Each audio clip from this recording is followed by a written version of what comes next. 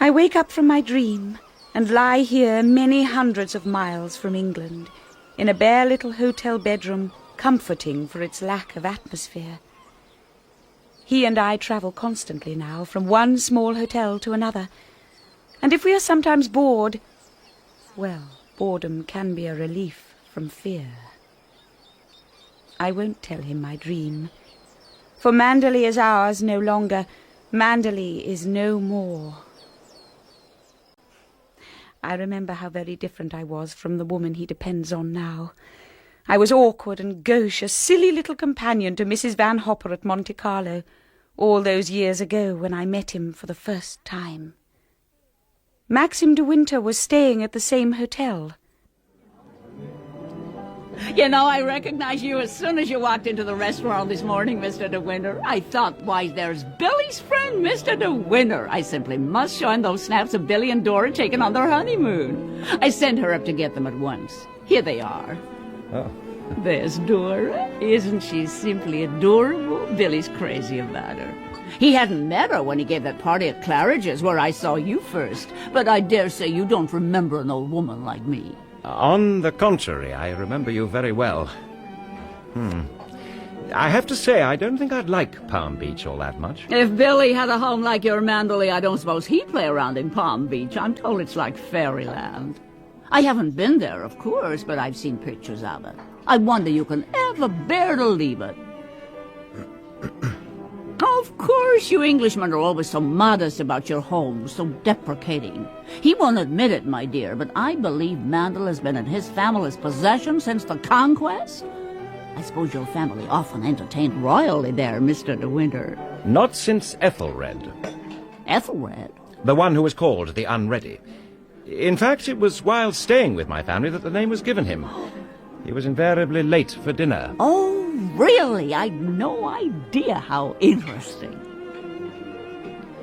And what do you think of Monte Carlo? Or don't you think of it at all? I think it's all a bit artificial. She's spoiled, Mr. De Winter. That's her trouble. Most girls would give their eyes for the chance of seeing Monte. Wouldn't that rather defeat the purpose? I'm faithful to Monte. My constitution won't take the English winter. What brings you here? Did you bring your golf clubs? I came away in rather a hurry. The West Country must be delightful in the spring. Yes, Manderley was looking its best. I was too young. That was the trouble. Had I been older, I would have realized that he was making some kind of bond with me through his remarks to Mrs. Van Hopper. As it was, I blushed with shame and embarrassment. Even Mrs. Van Hopper noticed and commented upon what seemed his almost rudely abrupt departure. But later, I received a note delivered by the lift boy. Forgive me. I was very rude this afternoon. No signature, no beginning. The boy asked if there was any answer, and I said no. As fate would have it, Mrs. Van Hopper fell ill with flu and took to her bed, pampering herself by hiring a full-time nurse, who largely relieved me of my responsibilities. I found myself alone at lunch. Stupidly, I knocked over the vase of flowers on the table. In a second, someone was by my side. Oh! You can't sit at a wet tablecloth. It'll put you off your feet. I don't mind. It doesn't matter a bit. I'm all alone. Come and have luncheon with me. Oh, no, I couldn't possibly. Why not? Please, don't be polite. It'll be perfectly all right if the waiter just wipes the cloth. But I'm not being polite. I want you to have lunch with me. Even if you hadn't knocked over that vase so clumsily, I should have asked you. You don't believe me. Never mind. Come and sit down. We needn't talk to each other unless we feel like it. You got my note, I suppose. I felt very much ashamed of myself. My manners were atrocious. The only excuse I have is that I've become boorish through living alone. That's why it's so kind of you to have lunch with me today. You weren't rude. At least not the sort of rudeness she would understand. That curiosity of hers, she doesn't mean to be offensive. She does it to everyone. That is, everyone of importance. I ought to be flattered, then. And why should she consider me of importance? I think because of Manderley. They say he can't get over his wife's death, Rebecca. An appalling tragedy. He never talks about it, never mentions her name. She was drowned, you know. in the bay near the house. My mornings were now largely free. Maxim de Winter took to driving me round on little excursions. If he had driven me round in circles, it wouldn't have mattered to me. In his very nearness, I was beginning to liberate myself from the dreary life of a lady's companion. You'll think me impertinent and rude, I dare say, but I would like to know why you asked me to come out in the car day after day. You're being kind, that's obvious, but why do you choose me for your charity? You know everything there is to know about me, but I know nothing more about you than I did the first day we met. And what did you know then? Why, that you lived at Manderley, and that you had lost your wife. You would like, you once told me at a chosen moment, to live the past again. I'm afraid I think rather differently from you. Something happened a year ago that altered my whole life, and I want to forget every phase in my existence up to that time. Those days are finished. You have blotted out the past for me, you know, far more effectively than all the bright lights of Monte Carlo. Damn your idea of my kindness and my charity. I ask you to come with me because I want you and your company. And if you don't believe me, you can leave the car now and find your own way home. Go on, open the door and get out. I want to go home. Oh, to hell with all this. I suppose you are young enough to be my daughter, and I don't know how to deal with you. You can forget all I've said. That's all finished and done with. Don't let's ever think of it again. My family always called me Maxim. I'd like you to do the same. You've been formal with me long enough. I never saw Rebecca, but I believe she was very lovely. They used to give tremendous parties at Manderley. It was all very sudden and tragic. His wife, Rebecca. I had a book in my hands, a book of poems he had given me to read, and on the first white page was written, Max, from Rebecca. A careless, easy hand in long, slanting strokes. She called him Max, familiar, easy on the tongue. And just now he had told me I could call him Maxim. My daughter Helen is sailing for New York on Saturday. They've cabled her to return home. Little Nancy has a threatened appendix. That's decided me. We're going too. I'm tired to death of Europe. How do you like the idea of seeing New York?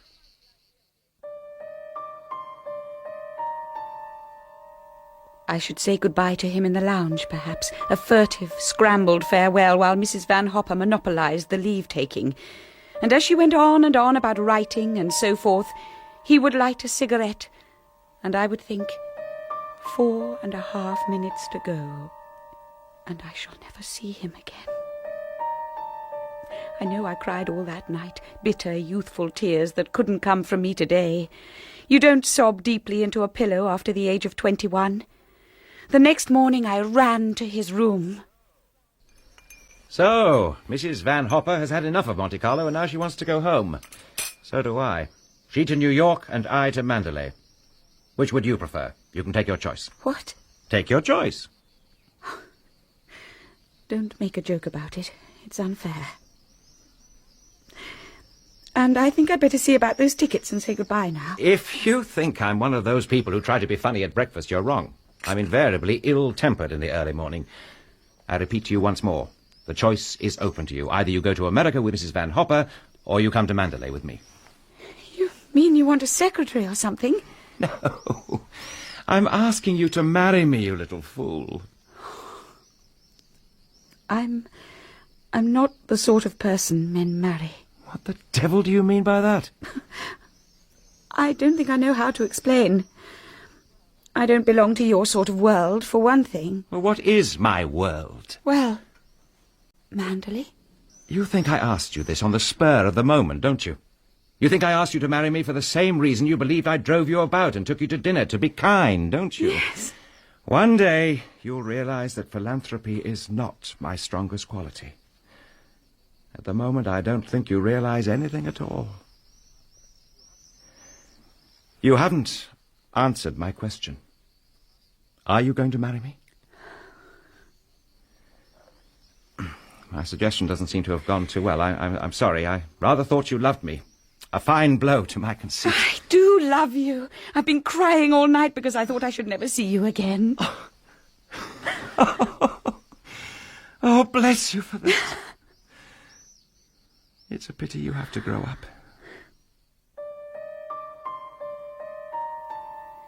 He hadn't asked Rebecca to marry him in this way. Max, from Rebecca. Later, I opened the book of poems to that white page. She was dead. One must not have thoughts about the dead. They slept in peace. The grass blew over their graves. I cut the page right out of the book. The book looked white and clean when the page was gone. But I had to get up and look at the torn fragments of the cut-out page in the wastebasket. Even now the ink was thick and black. The writing was not destroyed. I took a match and set light to the fragments. The fire burned them to feathery dust. I suppose I've got to hand it to you. You're a fast worker. Still waters can certainly run deep in your case. You realize he's years older than you.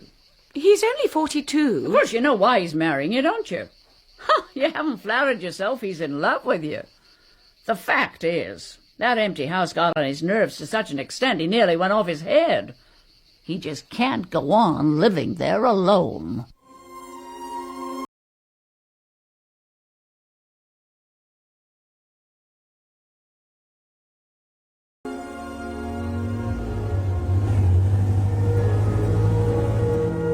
Manderley. Oh, Maxim, just look at those rhododendrons. Like them? It's all so beautiful. Here, straighten your fur.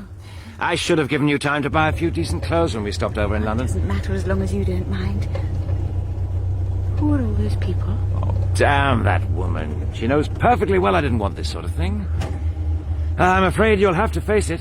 Mrs. Danvers has collected the whole staff from the house and estate to welcome us. Oh, it's all right. You won't have to say anything. I'll do it all. Here's Frith. You'd call him the faithful old retainer. Hello, Frith. Everything well? Yes, sir. Thank you, sir.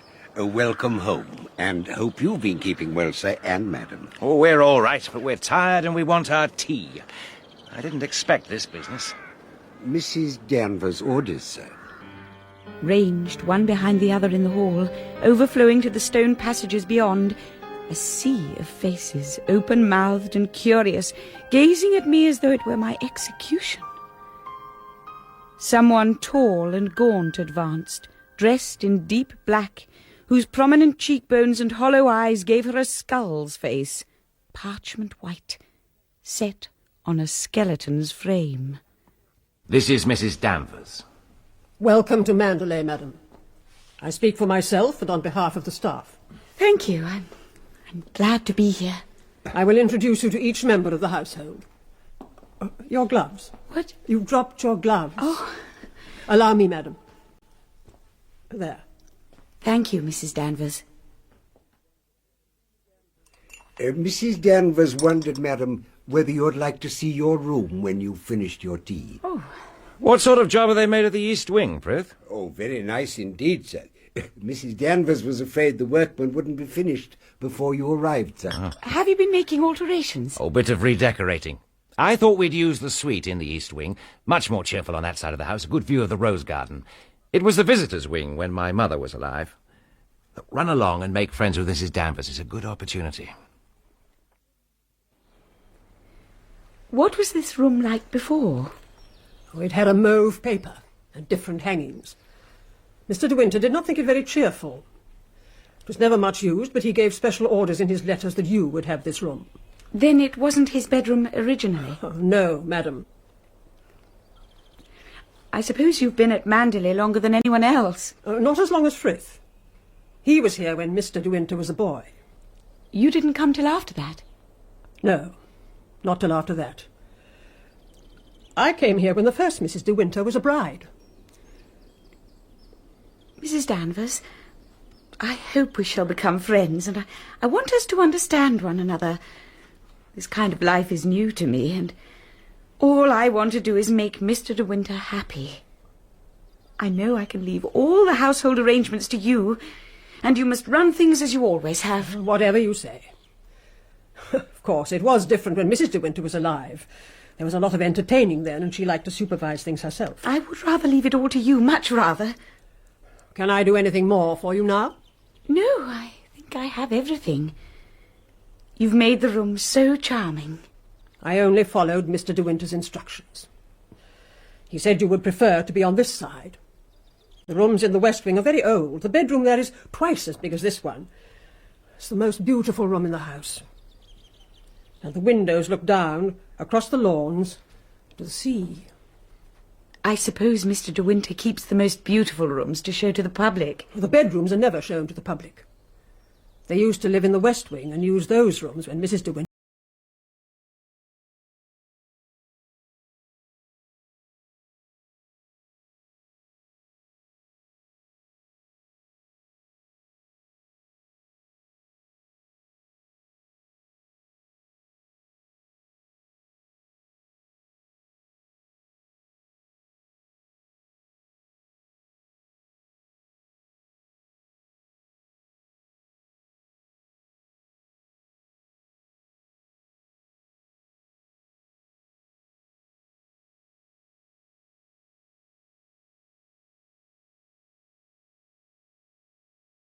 Hear her saying, taking piece by piece from Manderley's treasures, each object that pleased her best, with a sure instinct for only the most exquisite. And everywhere, fresh rhododendrons, flowing into the room from their natural home in the gardens outside, on the mantelpiece, on the table by the sofa, and on the writing desk beside the golden candlesticks.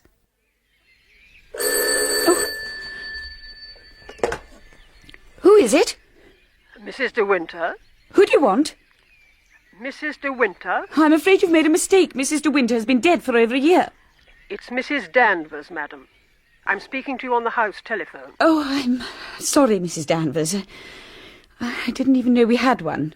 I was wondering if you approved of the menus for today. Oh, I'm sure I do. It would be better, I think, if you read the list.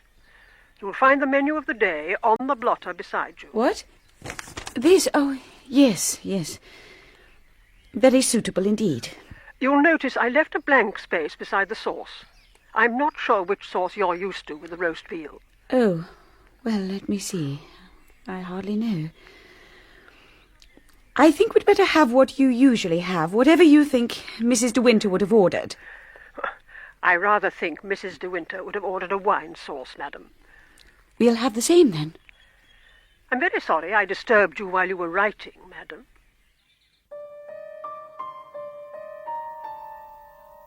I heard the sound of a car in the drive at 12. I knew it would be Maxim's sister Beatrice and her husband Giles coming to inspect me. My courage caved in, and I thought I would head for my bedroom where I would wait for a suitable moment before going down. But I must have lost my bearings, for passing through a door at the head of the stairs, I came to a long corridor I hadn't seen before, and to another staircase. I opened a door and found a room in total darkness. Dimly I could see the outline of furniture swathed in dust sheets.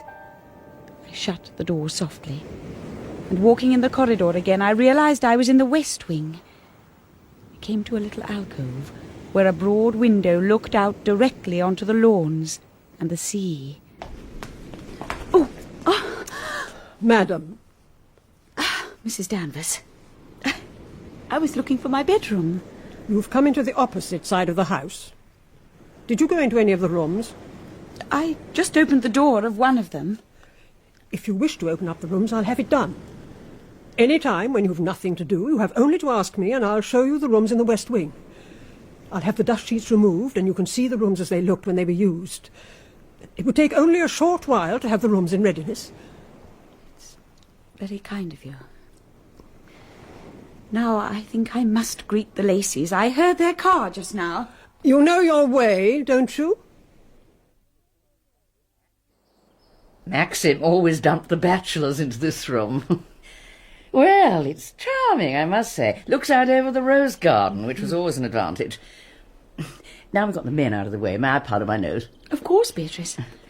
Old Danvers do this up for you? Yes, I think she's done it very well. These are nice brushes. Wedding present. Maxim gave them to me. My brother has some taste. But then he was educated into it, wasn't he?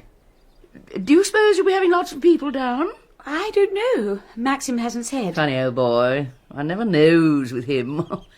One time the place was always chock-a-block. Somehow I can't see you...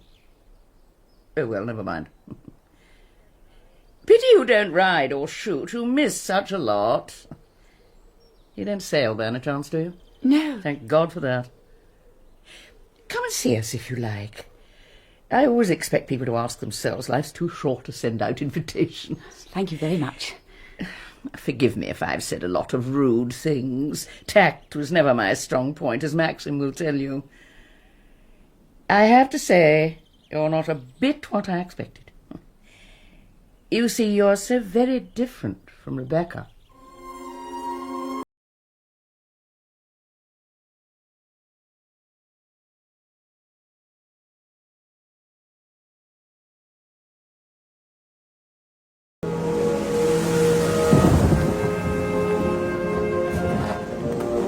Maxim, do you like my hair? Your hair? Of course I like it. It's a bit wet, of course. Sorry about that. And I had to take a walk after seeing Beatrice, rain or no rain. I find a little of my family goes a long way. She was nice. She said I was quite different from what she expected. What the devil did she expect? Someone much smarter, more sophisticated, I guess. Beatrice can sometimes be infernally unintelligent. I loved walking through Happy Valley just now. It's exactly how you described it to me in Monte Carlo. It's a bit of a contrast to this cove. Comes on you as a shock, doesn't it? Jasper? Jasper, where are you? Perhaps he's gone back to the Happy Valley. Well, he was by that rock a minute ago, sniffing a dead seagull. Come back! We don't want to go that way. Oh, the dog can look after himself. Perhaps he's fallen, poor little chap. No, he's all right. He knows his own way back.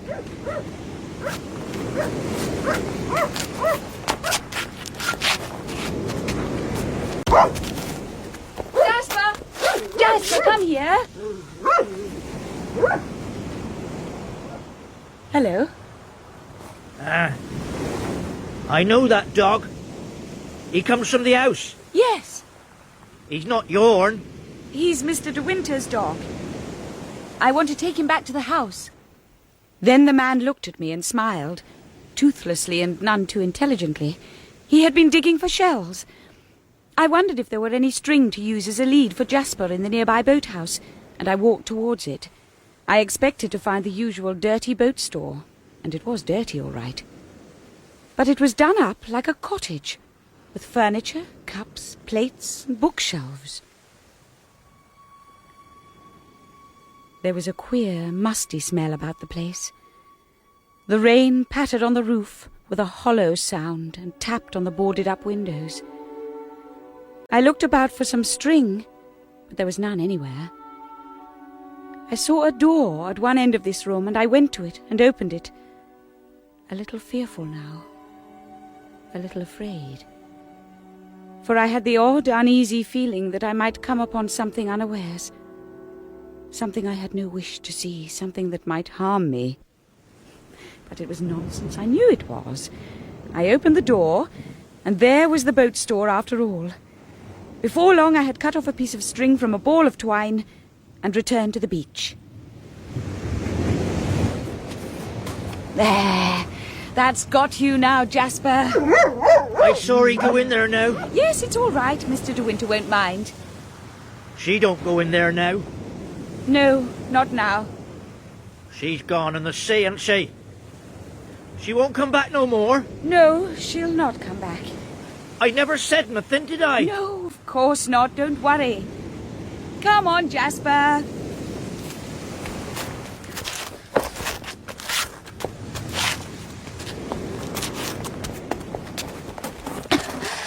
Oh, sorry I was such a time, Maxim. It was Jasper's fault. He kept barking at that man. Who was he? Oh, only Ben. He's quite harmless, poor devil. His family lived near the home farm. Where did you get that string? In the boathouse on the beach. Was the door open? Yes. I found the string in the back room. Oh. Now, the boathouse is meant to be locked. Did Ben tell you it was open? No, he didn't seem to understand anything I said. No, he makes out he's worse than he is. He's probably in and out of it all the time. I don't think so. It looked completely deserted. The damp's got into everything. The books are spoiled, the chairs and that sofa. Come on, Jasper, for God's sake. Pull him along a bit. Make him keep up with us. It's your fault. You walk so fast. We can't keep up. If you'd listened to me instead of rushing off over the rocks, we'd be home by now. I thought Jasper might have fallen. I was afraid of the tide. Do you think I'd have left the dog there if it had been any question of the tide? I told you not to go, and now you're grumbling because you're tired. I'm not grumbling, but anyone would have trouble keeping up with this pace. I thought you were going to come with me to find Jasper anyhow. Why should I exhaust myself careering about after the damned dog? You're exhausting yourself plenty right now. You're just saying that about Jasper as an excuse. Excuse?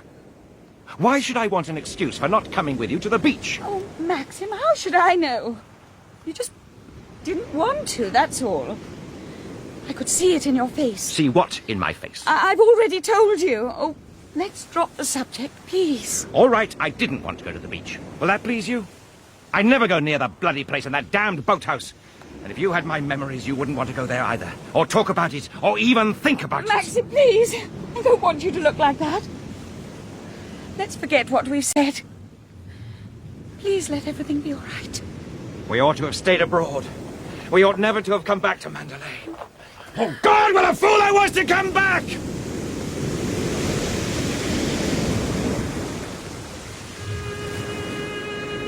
The rain and the gloom settled on us for some days. A misery, broken for me only by the arrival of my wedding present from Beatrice.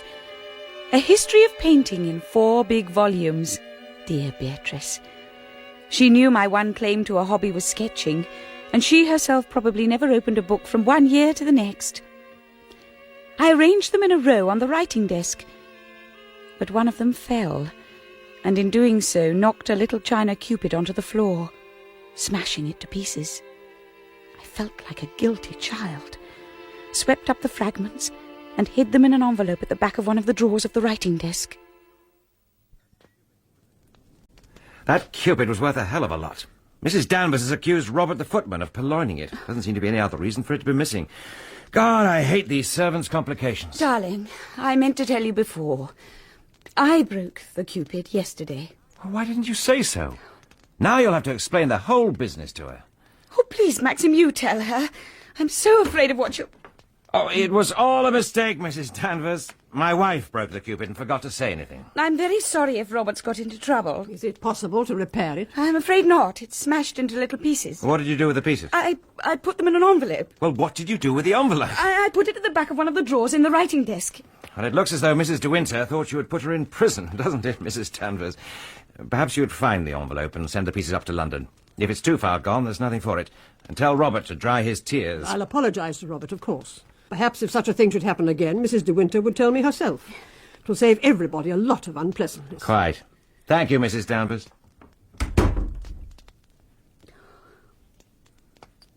I'm sorry, darling.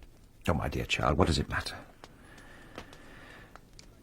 I wonder if I did a very selfish thing in marrying you. What do you mean? Well, are you happy here? I'm not much of a companion to you at my age. Oh, that's ridiculous. Of course we're companions, and I am happy.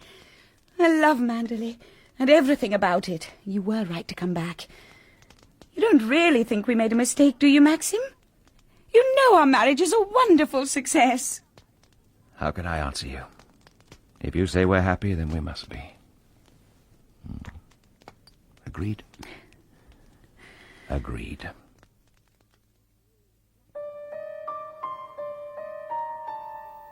The smashed cupid had been a wedding present for Rebecca.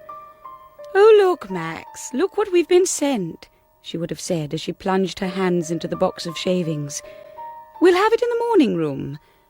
And he must have knelt down beside her, and they must have looked at the little cupid together. I felt oddly free when Maxim went overnight to London on business, curiously happy. I took Jasper for walks on our own. I swam in the sea. I was drawn to the boathouse again and went inside, only to surprise Ben stealing a fishing line from the boat store. He was terrified, like a child, and I tried to calm him by saying we would keep it a secret. He gave me a shell he'd collected as a present. That's yourn. Thank you. It's very pretty. You got angel's eyes. Not like the other one. Tall and dark she was. She gave you the feeling of a snake. I seen her here with my own eyes. Be night she'd come. I looked in once. She turned on me. She said, "You don't know me, do you? You never see me here, and you won't any more. If I catch you looking in the windows again, I'll have you put in the asylum." She's gone now, isn't she? No one's going to put you in the asylum, Ben.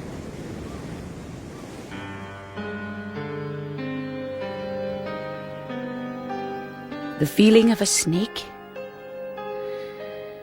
As I was walking back to the house, I saw a stranger's car in the drive, a long, low sports car. I glanced up at the west wing and saw to my surprise that the shutters of one of the windows were open. A man was standing there. He must have seen me, for he drew back suddenly, and an arm in a black sleeve reached up to close the shutters. That arm surely belonged to Mrs. Danvers. I expect she's gone to the library. She's come home early for some reason. If she's there, you'll be able to go through the hall without her seeing you. Oh. I beg your pardon. I hope I didn't startle you. Of course not. I wasn't expecting callers, that's all. What a shame. Actually, I popped down to look up old Danny. She was most anxious not to disturb you. It doesn't matter in the least. And, how's old Max? Maxim? Very well. He's gone up to London. And left the bride all alone, huh? Ah, hello, Danny. All your precautions were in vain. The mistress of the house was hiding in here. Well, aren't you going to introduce me? This is Mr. Favell, madam. Well, I suppose if I'm not going to be invited to tea, I'd better be on my way. Come and have a look at my car. Why don't you? Much faster than anything Max has. What do you say? Where? Where is the car? Just in the drive. You coming too, Danny? No, I won't. Goodbye, Mr. Jack. There. What do you think of it? Very nice. Come for a ride to the lodge gates. No, I don't think I will. I'm rather tired. Oh, well. Mustn't lead the bride astray. I wish I'd got a bride waiting for me at home. I'm just a poor, lonesome old bachelor. By the way, it would be extremely sporting of you if you didn't mention this little visit of mine to Max. He doesn't exactly approve of me, I'm afraid. Can't think why not. Anyhow, it might get old Danny into trouble. Comprenez? Yes, all right. Farewell.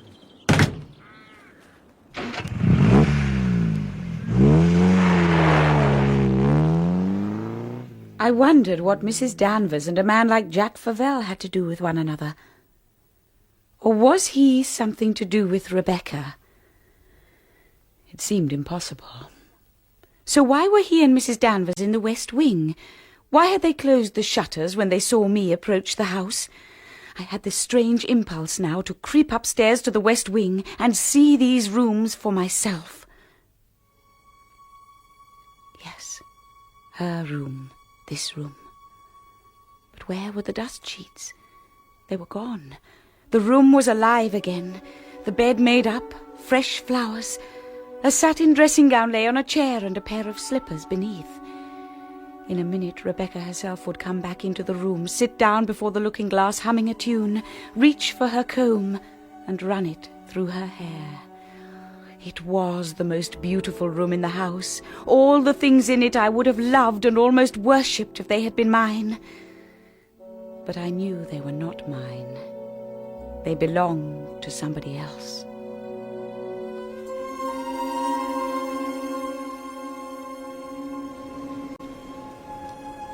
Would you like to touch her nightdress again? Feel it. Hold it. How soft and light it is, isn't it? I did everything for her, you know. I won't have anyone but you, Danny, she used to say. Put her dressing gown up against you. Oh, yes, she was taller than you. Much taller. But you can still smell the scent from the wardrobe, can't you? You always knew when she'd just been in a room from the whiff of her scent. She was wearing slacks and a shirt when she died.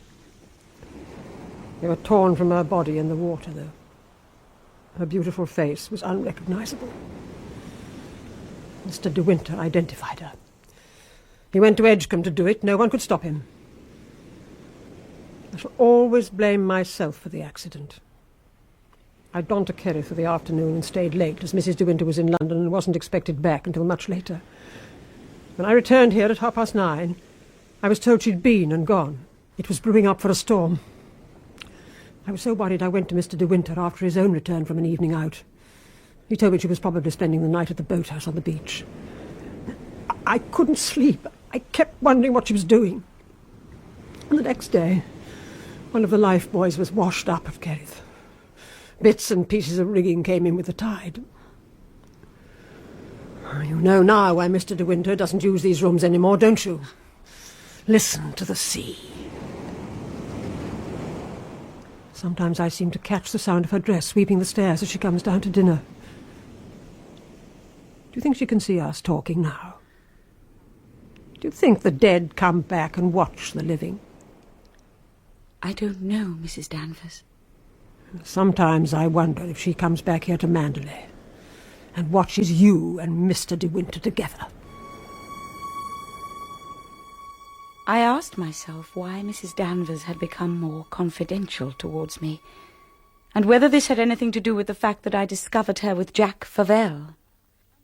But now a new event was about to unfold, initiated, oddly enough, by one of our more tiresome social acquaintances whom we were obliged to entertain from time to time, Lady Crowan. Oh, Mr. De Winter, there's something I've been meaning to ask you for ages. Tell me, is there any chance of you reviving the Manderley fancy dress ball? I could tell Maxim plainly hated the idea, yet I couldn't say no to it. When I said I'd quite like a ball, that decided it as far as he was concerned. It's the first ball since Mrs. De Winter was alive. I wonder Mr. De Winter doesn't make it a period ball, everyone dressed more or less the same, to be in keeping. I never think it looks right to see a clown in patches dancing with an elegant lady. Have you decided what to wear? No, I haven't. Well, I wonder you don't copy one of the portraits in the gallery. The girl in white. A Rayburn. Portrait of Caroline De Winter, a sister of Mr. De Winter's great-great-grandfather. A famous London beauty for many years. The dress would be easy to copy. Those puffed sleeves, the flounce, the little bodice. It must be a surprise. I won't give you away. We all have our little secrets from time to time, don't we? I'm getting dress fever already. What fun it all is. I'm so glad you decided to do this again, Maxim. You've got my wife to thank for it. It wasn't me. Lady Crowan suggested it. The local gentry must have their ball at Manderley. I'm longing to see your dress. Oh, it's nothing, really, it isn't. She says none of us will know her. Oh, what's the time? I wonder if we ought to be thinking of getting ready. Fairy lights, a band, catering. Manderley's come alive again, Maxim. It's a dress fit for the Queen of England. What about under the left shoulder? There. That strap of mine, is it going to show? No, madam. No, nothing shows. How is it? How do I look? Oh, Give me the wig. Careful, don't crush it. I'll brush your hair first. Oh, Clarice, what will Mr. De Winter say? Who's there? You can't come in. It's me, Beatrice, my dear. How far have you got? I will look at it. No, you can't come in. I'm not ready. I'll be down soon. Don't wait for me, all of you. And tell Maxim he can't come in. Oh, Maxim's down already. He said he hammered on your bathroom door and you never answered. Now, don't be too long, my dear. We're all so intrigued. Well, Clarice, how do I look? Beautiful, madam. Like Cinderella. Or like Caroline De Winter.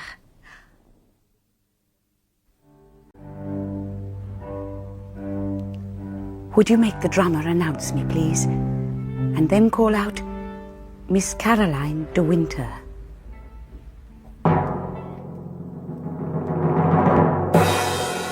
Miss Caroline De Winter.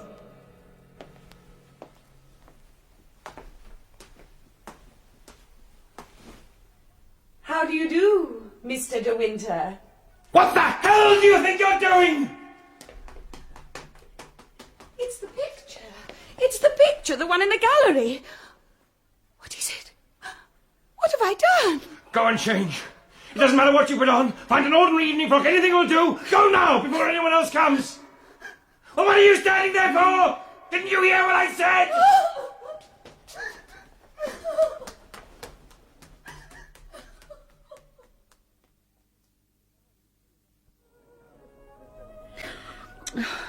Of course, I knew at once it was a terrible mistake.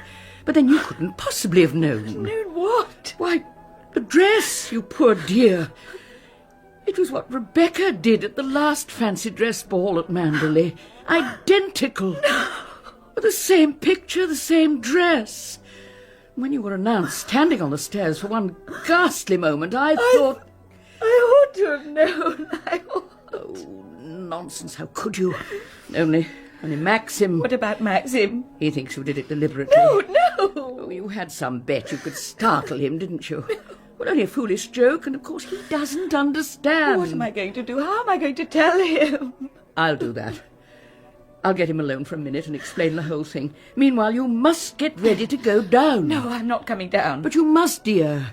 For Maxim's sake as well as your own. What will he do without his hostess? Would you like some brandy? I know it's only Dutch courage, but sometimes it helps. No, I don't want anything. I shall have to go down. They're about to have dinner. Don't leave it too late, dear. Everything will come out all right in the end. Are you sure it's safe to leave you? Yes. And thank you, Beatrice.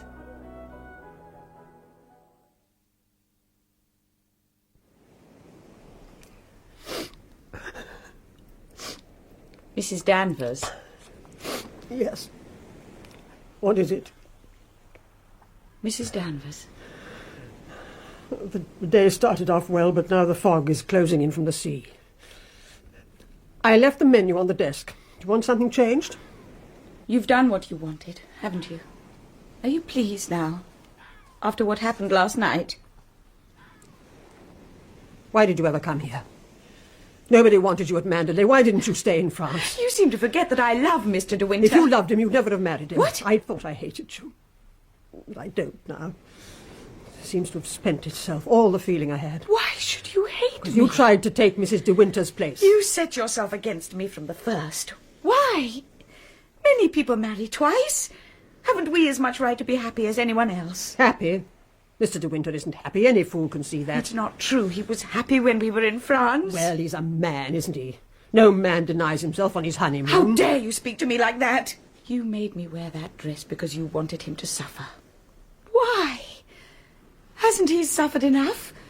Do you think all his agony and pain will bring Mrs. De Winter back again? What do I care for his suffering? He never cared about mine. Mrs. Danvers! How do you think I've liked it?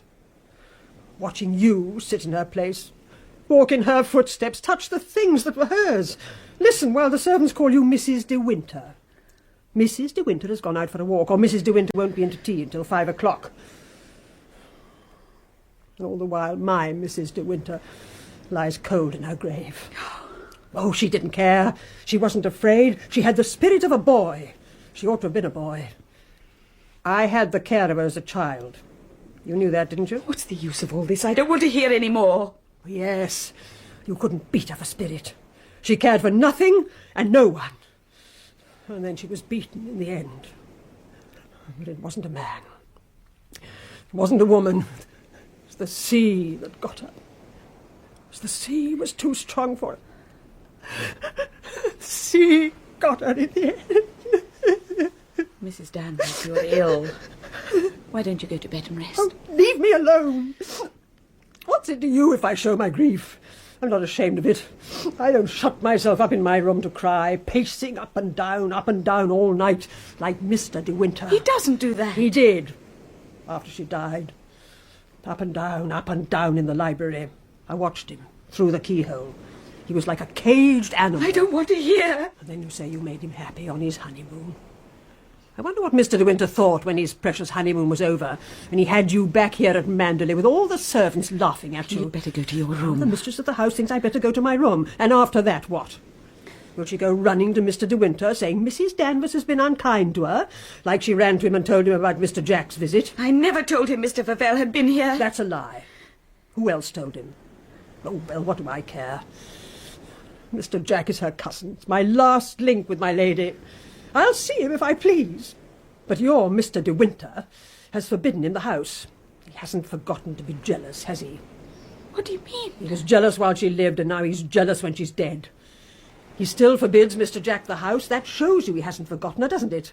Of course he was jealous, and so was I, and so was everyone that knew her. Men were mad for her, all of them.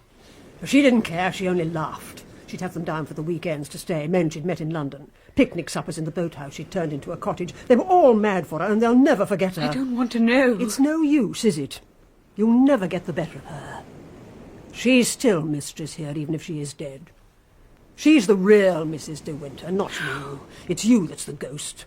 It's you that's forgotten and not wanted and pushed aside. Well, why don't you leave Manderley to her? Why don't you go? Yes, why not? We none of us want you. He doesn't want you. He never did. He wants to be left alone in the house with her. It's you that ought to be lying in the church crypt, not her. Now look down there. You can hardly see the sea for fog, can you? It's so easy, isn't it? Why don't you jump? Wouldn't hurt. Be over in an instant on those rocks. Not like drowning. Why don't you try it? Why don't you go? I won't push you, don't be afraid of that. You can jump of your own accord. What's the use of staying here at Manderley? Mr. De Winter doesn't love you, you can see that. You haven't any other life to go to either, so there's not much to live for, is there? Why don't you jump now and have done with it? Then you won't be unhappy anymore. Go on. Go on. Don't be afraid. What was that? It's the rockets. There must be a ship gone ashore out there in the bay. Frith! Frith! Yes, Mr. De Winter? She's ashore, all right. I was watching over the headland and I saw her go for the reef. She must have mistaken the bay for Kerrith Harbour. They'll never shift her. Not with these tides. Tell them in the house to stand by with food and drink. I'm going back down to the cove to see if I can do anything.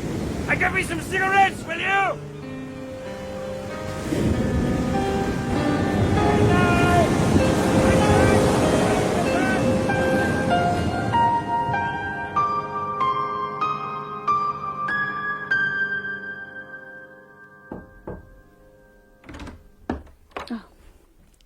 Captain Searle, the harbour master, would like to see you, madam. See me? But surely it's Mr. De Winter he'll be wanting. He did say he wanted to see Mr. De Winter personally, but when I said he wasn't here, Captain Searle asked to see you instead, madam. Well, yes, of course. Send him in.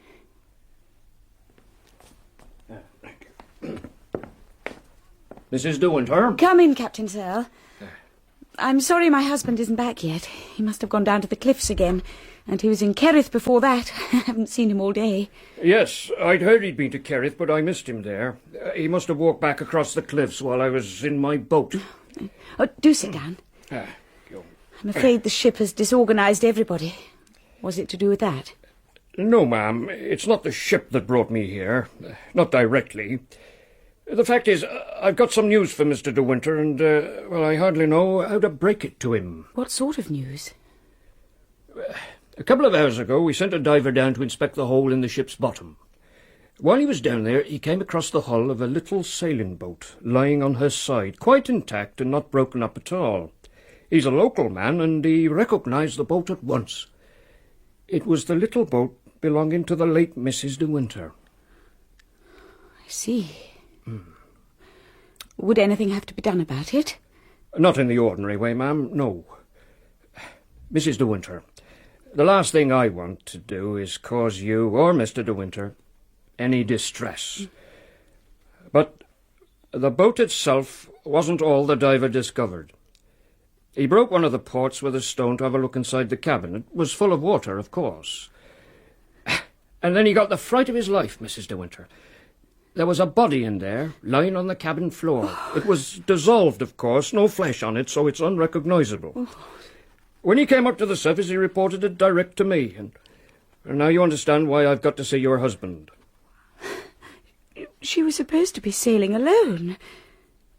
Does this mean there was someone with her all the time and no one ever knew? It looks like it. Who could it have been? I can't tell any more than you. Anyhow, I'm afraid it'll have to be reported. Oh. Yeah, it's very hard on you, coming now, just when you're settling in. If only we didn't have to tell him. You know I wouldn't if it were possible, ma'am, but I've got to do my duty. Hello, what's happening? I didn't know you were here, Captain Searle. Is anything the matter? My old cowardice came over me. I couldn't stand to be in the room and rushed out without looking at Maxim. Later, while on the terrace, I heard Captain Searle's car start up in the drive. His business finished. I returned to the library, knowing what he had told Maxim. If I failed now, I should fail forever. There would never be another chance. Maxim, I don't want you to bear this alone. I want to share it with you. I've grown up in 24 hours.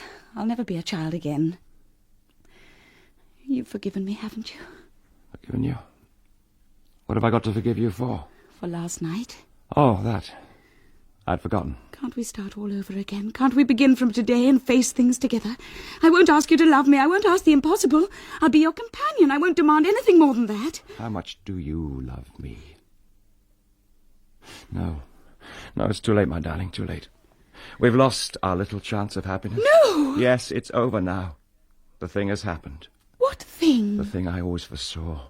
The thing I've dreamt about. You and I aren't meant for happiness. What are you trying to tell me? Rebecca has won. What? A shadow between us all the time. How could I hold you like this with a fear always in my heart that this would happen? She knew it would happen. She knew she'd win in the end. Maxim, you must tell me. Rebecca's boat. They found it this afternoon. I know. And the body. It means she wasn't alone, doesn't it? That's it, isn't it, Maxim? There was someone with her who didn't drift away from the boat. No. You don't understand. There was no one with Rebecca. She was alone. It's Rebecca's body lying on the cabin floor. No. The woman buried in the crypt is not Rebecca. It's the body of some unknown woman. There never was an accident. Rebecca was not drowned at all. I killed her. I shot Rebecca in the boathouse in the cove. I carried her body to the boat and sunk it in the bay. I killed Rebecca. Will you look into my eyes now and tell me that you love me? Little by little, the feeling will come back to me. At the moment, I am nothing. I am just a wooden thing in Maxim's arms. Then he begins to kiss me. He has never kissed me like this before. I put my hands behind his head and shut my eyes. I love you so much. So much. So much. No. You don't love me. We'll forget that. It won't happen again. Maxim, I love you more than anything in the world. But when you told me just then, I was stunned. I couldn't feel anything then. You don't love me. That's why you couldn't feel anything. Kiss me again, Maxim. No, it's no use now. We can't lose each other, not now. We've got to be together always with no secrets. Please, darling, please. There's no time. We may have only a few hours left. They'll identify her body. There's everything to tell them. The clothes, the shoes, the rings on her fingers. And then they'll remember the woman in the crypt. What are you going to do? I don't know. I don't know. Does anyone know? Anyone at all? No. No one but you and me. No one but you and me. Why didn't you tell me? I couldn't bring myself to. I thought you were unhappy. Bored. You never seemed to want to come to me of your own free will. How could I, when I knew you were thinking about Rebecca? How could I ask you to love me when I knew you loved Rebecca still? Whenever you touched me, I thought you were comparing me to Rebecca. Whenever we did anything together, I thought you were saying, this I did with Rebecca, and this, and this. It was true, wasn't it? Oh, my God! You thought I loved Rebecca? You still think so, even though you know I killed her? I hated her, I tell you. Our marriage was a farce from the beginning. She was vicious, damnable, rotten, through and through. We never loved each other, never had one moment of happiness together.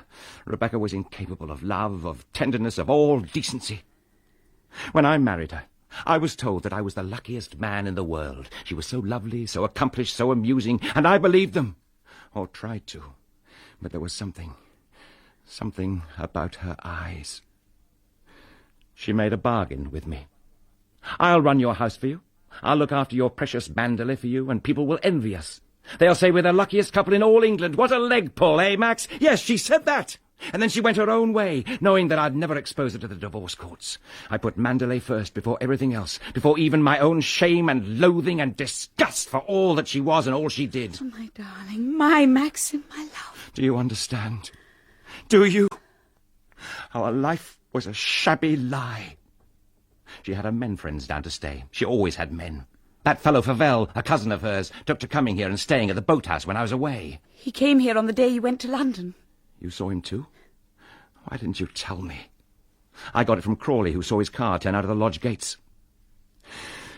Anyhow, that night, I warned her that if I found him here, anywhere on the estate, I'd shoot him. He had a filthy reputation. She told me that she could get her faithful Danvers to swear anything she asked her to swear in court. She defied me to try and prove to the world that we were anything less than the perfect couple. If I had a child, Max, she said, neither you nor anyone else would ever prove that it wasn't yours. She laughed and went on laughing. I thought she'd never stop. "Gaunt, how funny," she said. "To all your smug local friends and all your tenants, I'll be the perfect mother like I've been the perfect wife." She turned and faced me, smiling, defiant. When I killed her, she was smiling still. I fired at her heart. She stood there. She didn't fall at once. The bullet passed right through. That slow smile stayed on her face. Her eyes were wide open. I dragged her body into the cabin of the boat and set sail. But a wind came up, and I knew that we'd be in deep water in a matter of minutes if I didn't do something. I opened the seacocks and drove a spike into the planks. The water came in.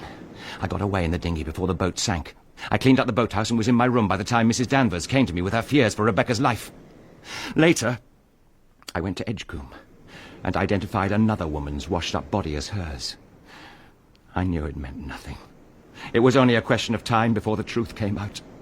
She knew she'd win in the end. It was in her smile.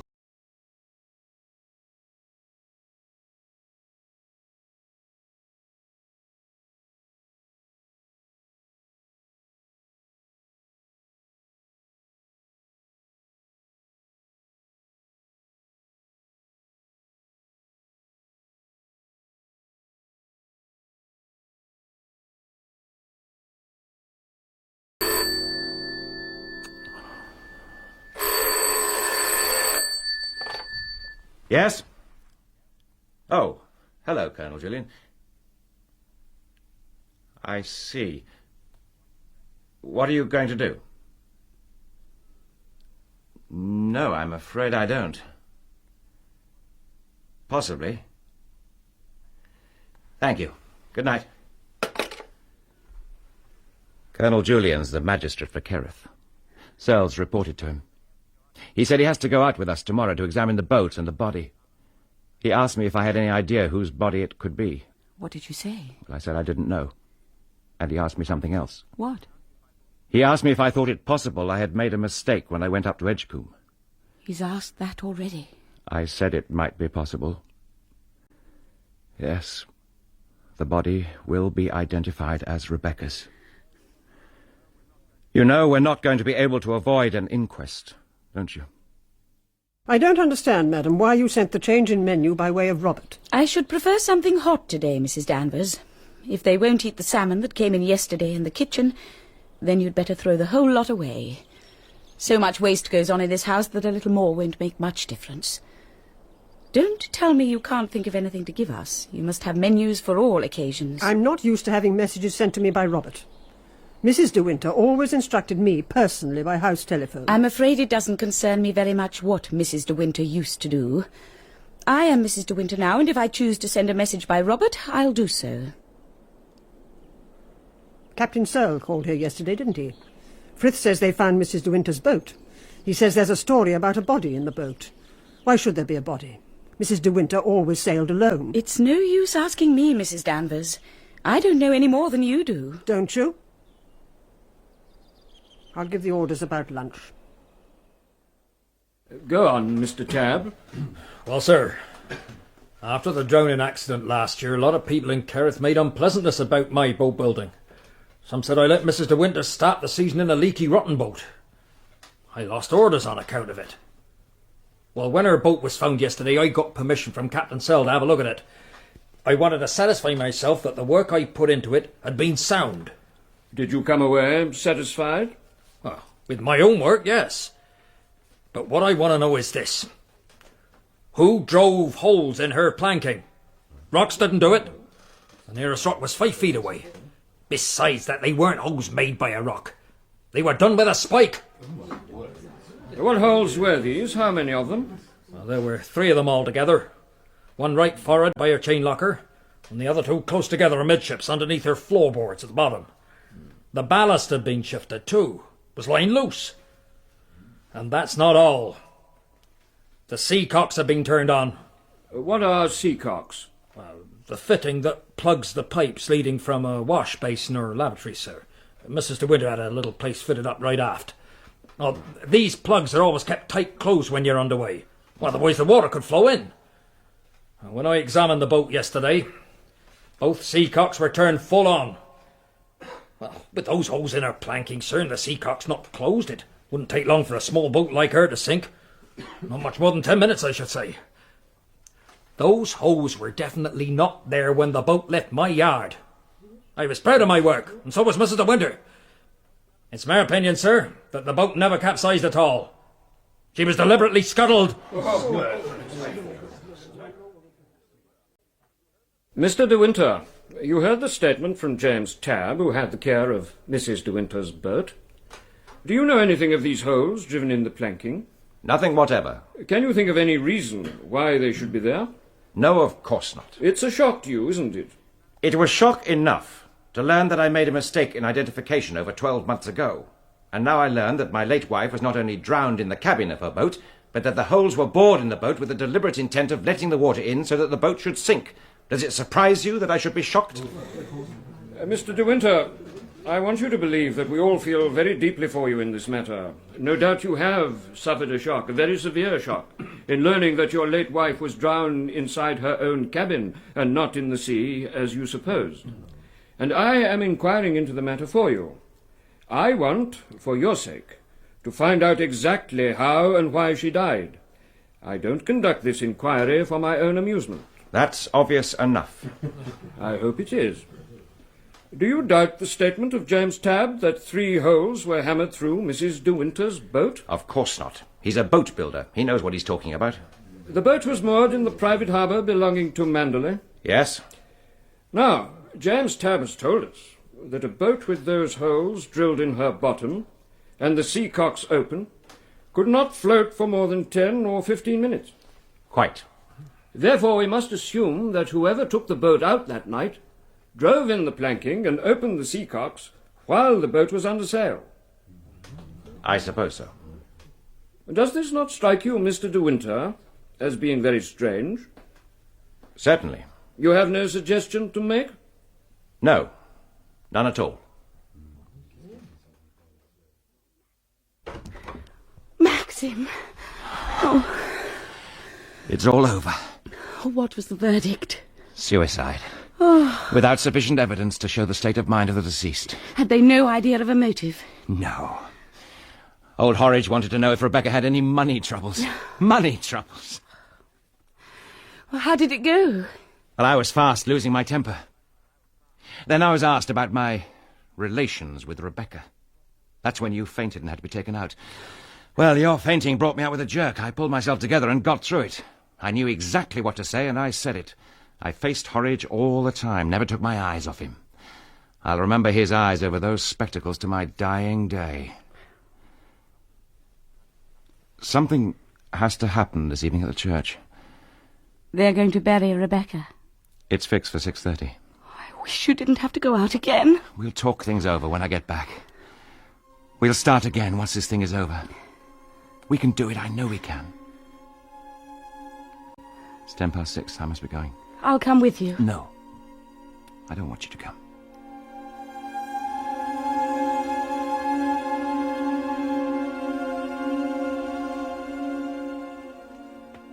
Mr. Jack Favell, madam.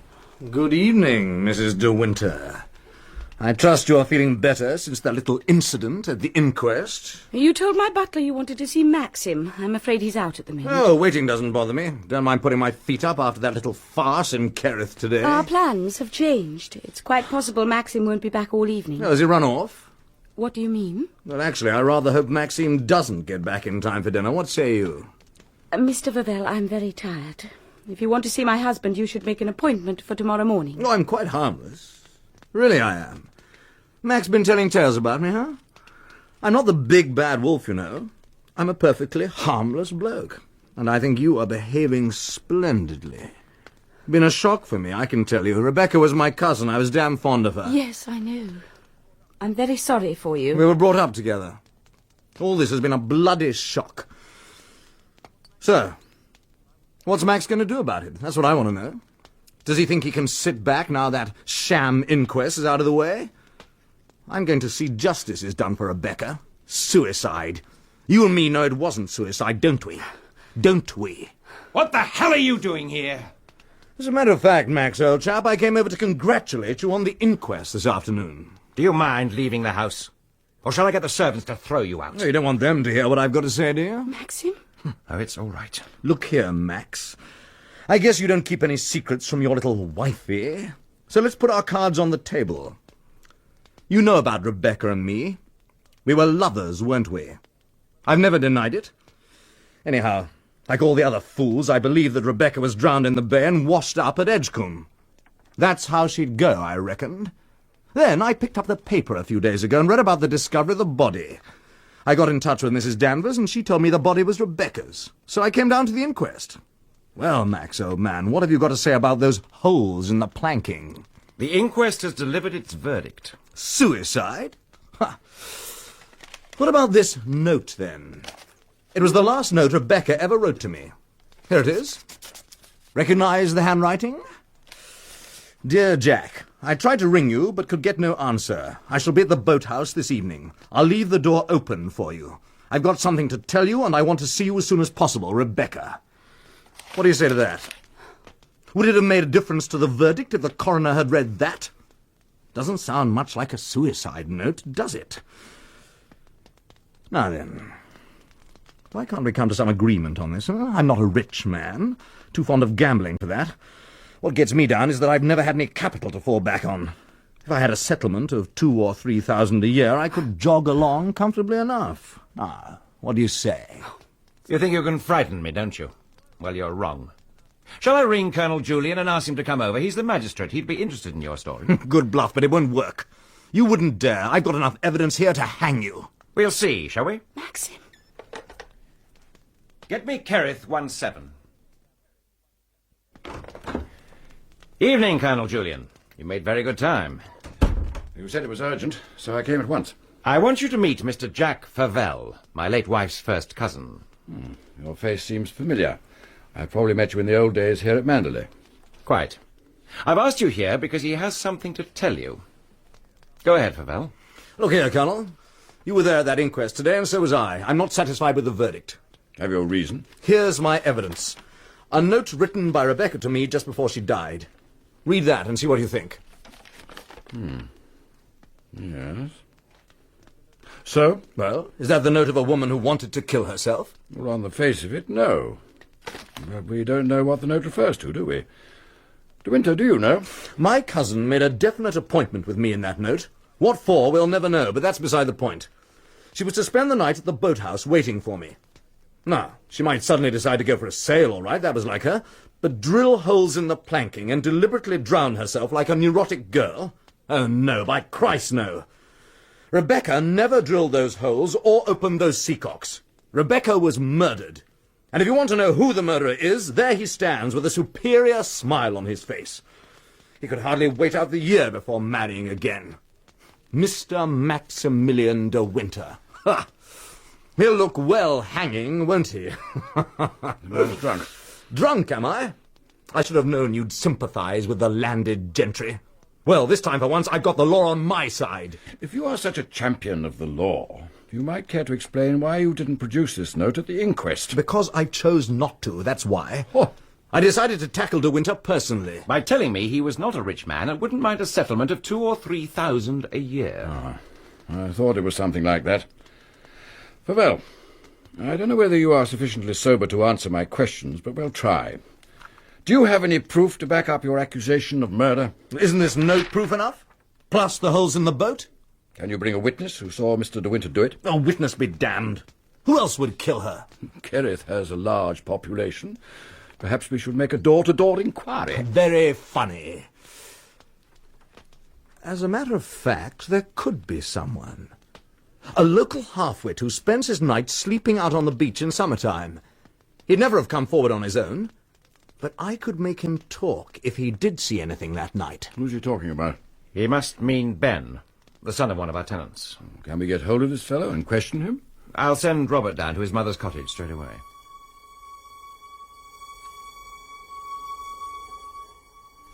Well, Ben, you know who I am, don't you? Do you know Mr. Favell? I never seen him. Don't be a bloody fool. You've seen me at the boathouse dozens of times, haven't you? No, I never seen no one. Damned half-witted liar. A convincing witness. Has he come to take me to the asylum? I don't want to go there. Them cruel folk in there. I want to stay home. I ain't done nothing. That's all right, Ben. No one's going to put you in an asylum. Are you quite sure you've never seen this man? I've never seen him. You remember Mrs. De Winter, don't you? No, not this lady, the other lady who used to go to the boathouse. Eh? You were there, weren't you? You saw Mrs. De Winter come down to the boathouse, and then you saw Mr. De Winter too. He went into the boathouse after her. What happened then? What happened? I ain't seen nothing. I want to stay home. I'm not going to the asylum. I never seen you. Never. Your witness doesn't seem to have helped you much. It's a plot. Somebody's paid him off to deny what he saw. I think Ben might be allowed to go home.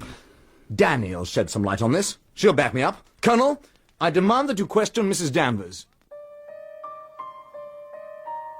Mrs. Danvers was subdued in the presence of authority. She began to cry. She cried and cried. No one would stop her. I wanted to scream and run out of the room. Eventually she recovered herself, and as I expected, she was quite definite that Rebecca wouldn't want to commit suicide. But something else came to light. It was known Rebecca had spent the fatal day in London before returning to Manderley.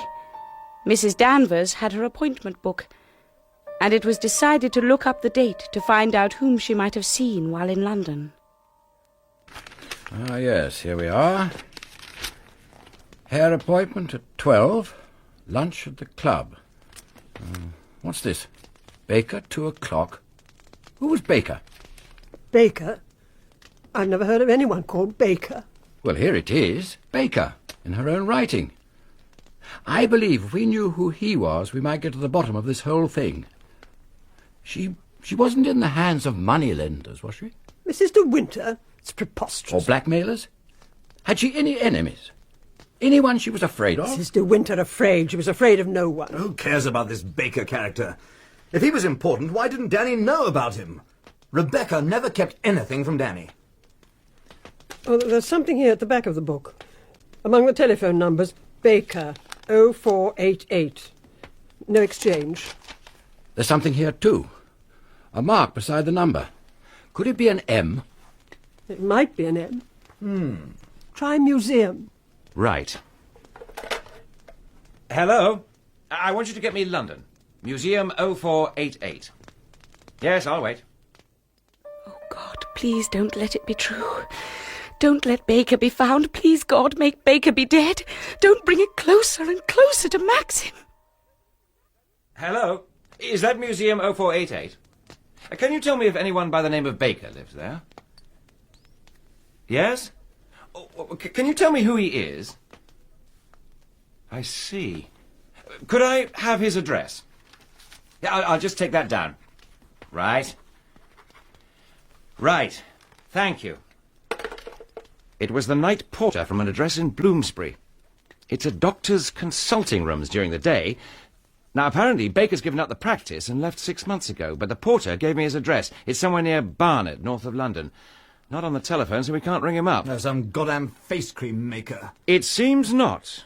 The porter told me that Dr. Baker has been a well-known women's specialist. There might have been something seriously wrong with her. I can't understand it. I don't know what it means. Why didn't she tell me? Why did she keep it from me? She told me everything. I've got something to tell you, and I want to see you as soon as possible. That's what she wrote you, Favell, after she'd seen this Dr. Baker. Well, it does connect up, I have to admit. But what the hell was the matter with her? Oh, there's nothing for it, De Winter. We're going to have to go up to London and see this man. The sooner it's cleared up, the better. I rather think I'd like to come up with you, just to make sure you two don't start cooking up evidence between you. I told Maxim I wanted to go to London to see this through with him. It was decided the four of us would go up by car the following morning, Favell saying he would follow us in his own car.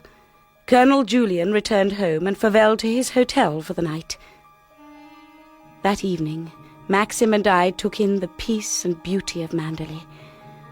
Would it be our last evening? Would another 24 hours see Maxim arrested for the murder of Rebecca? Finding Dr. Baker's house in North London seemed an interminable business. But eventually we arrived at tea-time that day. Although he had retired from his practice, he'd kept all his medical records at home. But he was reluctant to reveal anything to us until Maxim and Colonel Julian explained the legal implications of the case. The doctor was slow and deliberate. It seemed an age while he went in search of his records, and another age before he got to the nub of the matter. Understand, I wouldn't reveal any of this if the course of justice weren't at stake. Right.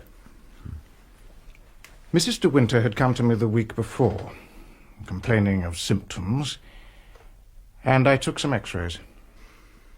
I haven't the photographs here, but I kept notes on them. I remember she said to me, "I want to know the truth. I don't want soft words in a bedside manner." Well, she asked for the truth, and I let her have it. Go on. The pain was as yet slight, but the growth was deep-rooted. Another 3 or 4 months, and she'd have been under morphia. An operation by this stage was no earthly use at all. Outwardly, of course, apart from looking a little thin, she seemed a perfectly healthy woman. Oh, and I also found from the x-rays a certain malformation of the uterus. That, of course, had nothing to do with the disease, but it meant she would never have been able to bear a child.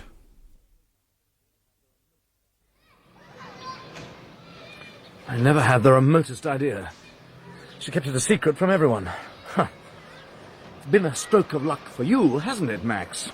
Well, well, the law can get you yet. Have you anything else on your mind? No, I won't keep you. Cut along back to your precious Manderley. While you still got it. Fare you well.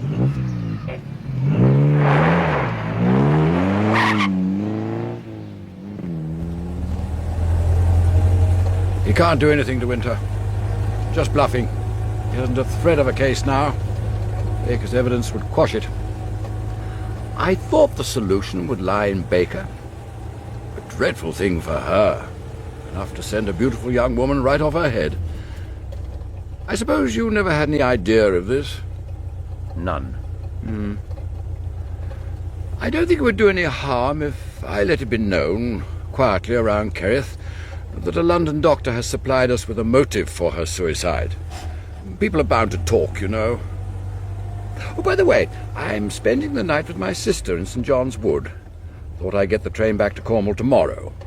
I'm sure you'll be welcome if you both wanted to come back with me to dinner. Well, thank you, but I think we'd like to be independent.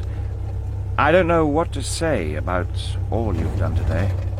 But then you know without my telling you. Oh, my dear fellow, I've been only too glad to be of service. Now you must put it behind you both. You won't have any more trouble from Favell, I'm sure. But if you do, I count on you to tell me at once. I'd be inclined, if I were you, to take a short holiday. Go abroad, perhaps. Just faintly possible, certain little difficulties may arise. Not from Favell, but from other quarters. We don't know what's been said, do we? Remember the old saying, out of sight, out of mind? If people aren't there to be talked about, the talk dies. It's the way of the world. Oh, my sister's down near Avenue Road. I'll let you know where you can throw me out.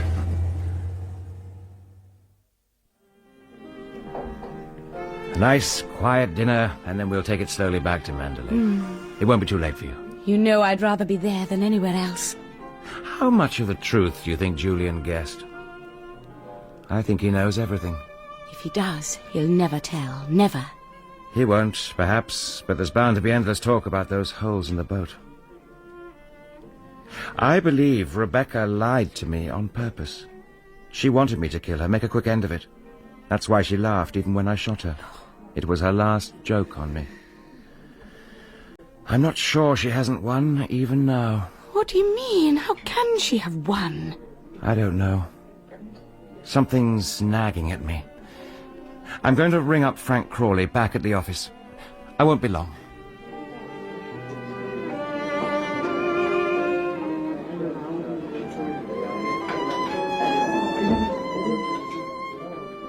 Everything all right? Something very odd. Frith telephoned Frank Crawley to say he thought Mrs. Danvers had cleared out. She's gone, disappeared. Apparently she'd been packing all day. Frith rang Frank, and Frank told him to tell Mrs. Danvers to come and see him at the estate office, but she never showed up. About 6:10, she had a long-distance telephone call. At 6:45, Frith knocked on her door, but found her rooms empty. They think she must have left the house through the woods. She never passed the lodge gates. Isn't it a good thing? We would have had to send her away anyway. I don't like it. I don't like it at all. I knew there was nothing anyone would do to us anymore. It was going to be very different in the future. We would have people to stay, and I'd see to their rooms, arrange the flowers, order the food, and we would have children. Surely we would have children. The motion of the car was steady, and the pulse of my mind beat with it. 100 images came to me in my drowsiness. I dreamt of Manderley and Mrs. Danvers standing at the top of the staircase in her black dress. Then I was sending out invitations in the morning room. But then I looked at them and found they weren't in my handwriting at all. They were written in long, slanting strokes. I pushed the cards away and got up to look in the mirror. A face stared out at me that was not my own. It was very pale, very lovely, framed in a cloud of dark hair. The eyes narrowed and smiled, the lips parted. The face in the glass stared back at me and laughed.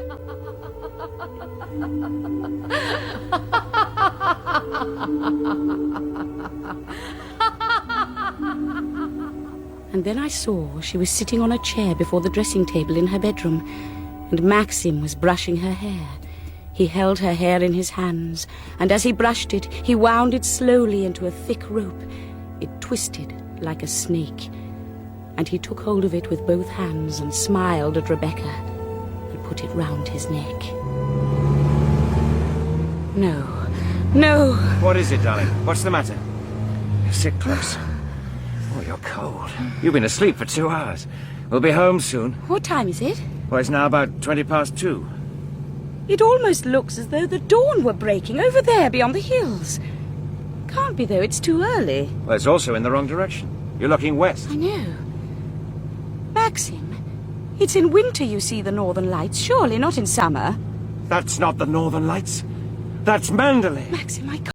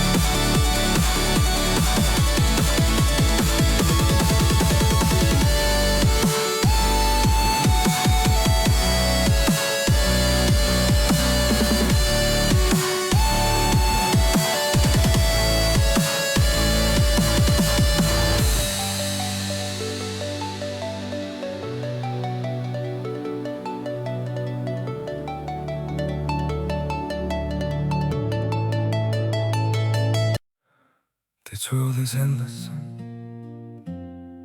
so wide, so broad, but somehow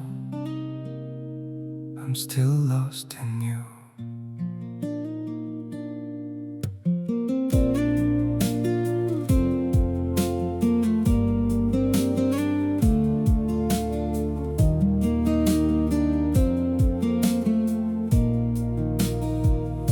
The streets are full of moving shadows, countless places I could go.